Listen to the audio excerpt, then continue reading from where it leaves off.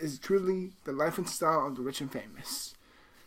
That's an old song, I think from early 2000s.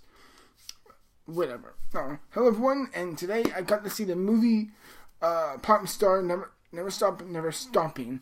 And okay, for the record, going into this movie, I was a bit weird. It's kind of really skeptical, but I'm like first week, or like the weeks building up to this movie for release for me, I'm just like, oh gosh, I'm like, how is this gonna be? It looks silly and ridiculous.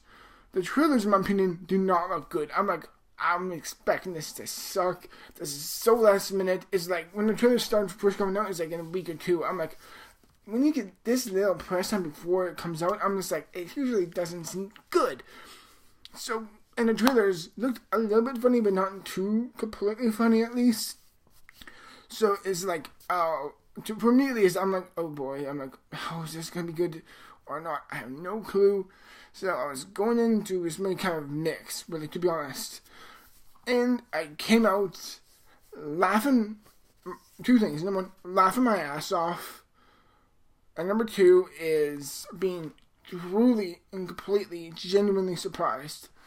PopStar, Never Stop, Never Stopping is, in my opinion, as of this point, the most surprising film in the year and the funniest, consistently hysterical, piss your pants laughing, funniest since Deadpool. I was so genuinely shocked by the critical reception of this movie, because like the first week or the first weekend when this movie first came out, like I think about a week or two ago at least, it was like at 80% Rotten Tomatoes. Now it's like at 77 at least. I think around that point. And I heard, when I saw that, I'm just like, oh my god, like crap, I gotta see this now. So finally, weeks later, because whenever I see a movie, I at least take a 1 big break. Like I see a week, I was like, let's say a weekend here, a week. I see a movie, wait 1 week, see another. Like that's kind of like my format, at least for me. For at least the movies I want to see, at least. And there's a few movies coming out that I want to see. There's Conjuring and some else as well. But whatever. PopStar, Never Stopping. Well, just to explain the story to you, it's basically these three guys. They're very much like in a parody type of way of like, you know. Well, this movie takes like a bit of like a biographical. I wouldn't say it's like a biographical mockumentary feel towards this Connor, or his PopStar named Connor for real, played by Jesse. Oh god damn it, no.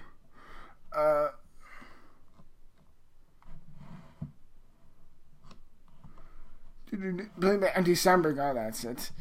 And essentially, you know, him and this group, his two best friends, they kind of formed this, you know, like this bond, like Brent, like this small little boy band when they're younger, big music they love. They grew up, main character, but just, oh shit, no, I cannot believe I'm forgetting it. Andy Samberg.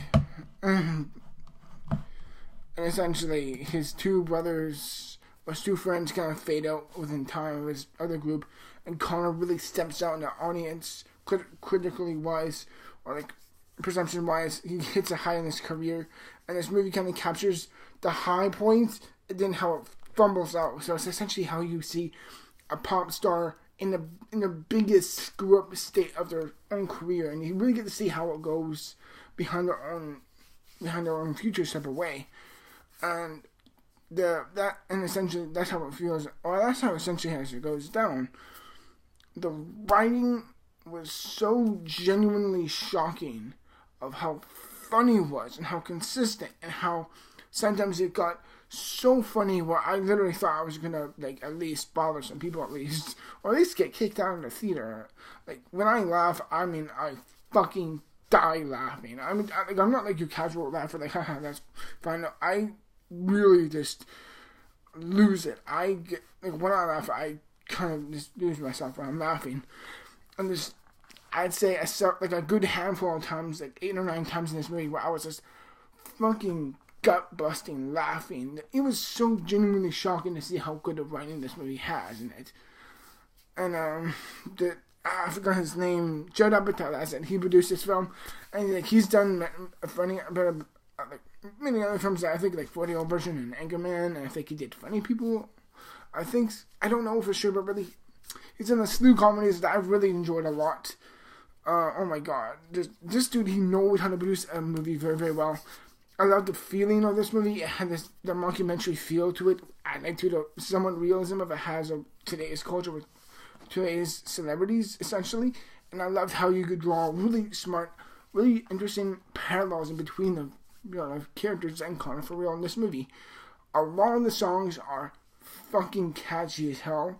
And I'm not kidding you, you will not be able to stop singing them in public, even though you really shouldn't, because they're horrifically bad.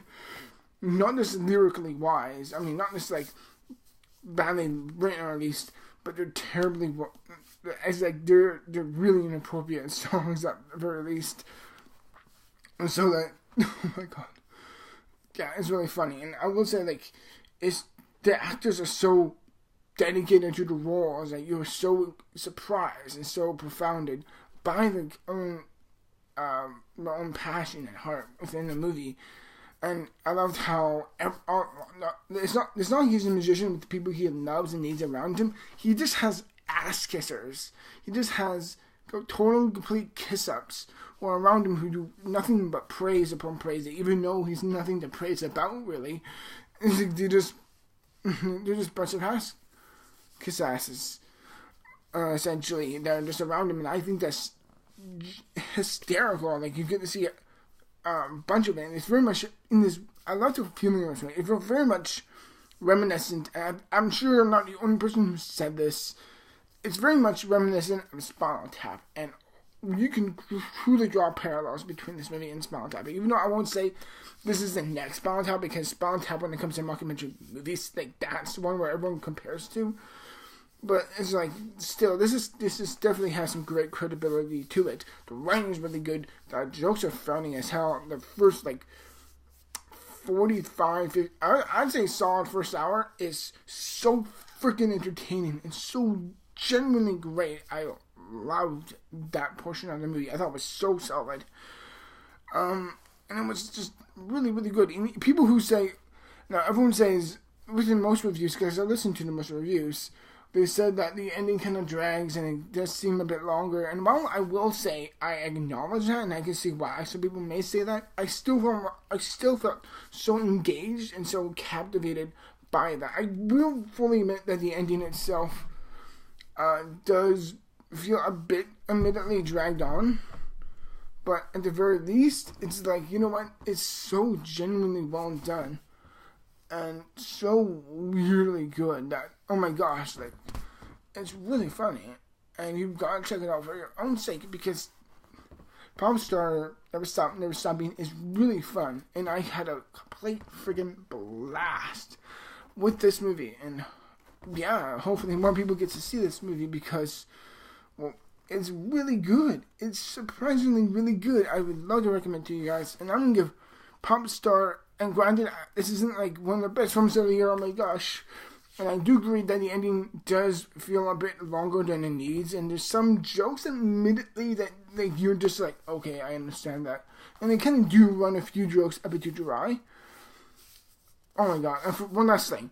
The cameos are friggin' galore. There are so many people that I can count on both hands and both feet how many cameos that there is in this movie. And there's some of them that you would predictably see in the advertisements. And there's some that will completely take you 100% out of shock. Or at least I was like, oh crap, they really got him or her in this movie. Oh my gosh. So for me, it was like, yeah, PopStar Never Stopping was truly the biggest surprise of the year so far. It's really entertaining. It's very funny. It's very, very, very well written. The last 20 minutes, I would say, aren't as strong. I wouldn't say they're not as strong as everything else, but the last 20 minutes, something fumbles along. I think it's the focus of what they need to. Yeah, it's the main vocal point of what they need to focus on within the movie. That the ending bit feels a bit too gaved out. At least it feels a bit too weak. There's some things that need to be cleared up. Comedy-wise, it's not as strong. And in the end, he really kind of I wouldn't say suffers, but it definitely has some screw ups near the end. But at least PopStar Never Stop Never Stopping. It's a really, really shockingly good movie, and it really deserves to be checked out. And I'm going to give PopStar Never Stop Never Stopping 75%, everyone. I am really surprised by this movie. It was really, really funny. It's not like the most, like, yeah, one of my favorites of the year so far, but it's definitely one of the most surprising. And as of this point for me, I'm very, very happy with this movie. And in the end, everyone, I really do hope you enjoyed my review of PopStar Never Stop Never Stopping. And yeah, hopefully this weekend, I don't know for sure, but hopefully I will see The Conjuring 2. Hopefully I will get to see that. Okay, you know what? I promise you I will see it, and I probably will make a review. But the thing is that I don't know if that's gonna be this weekend or not. But nevertheless, everyone, thank you very much. Thank you very much for watching. As always, till then, everyone, thank you very much, and I'll see you in the future for more videos. As always, till then, thank you very much for watching. Goodbye.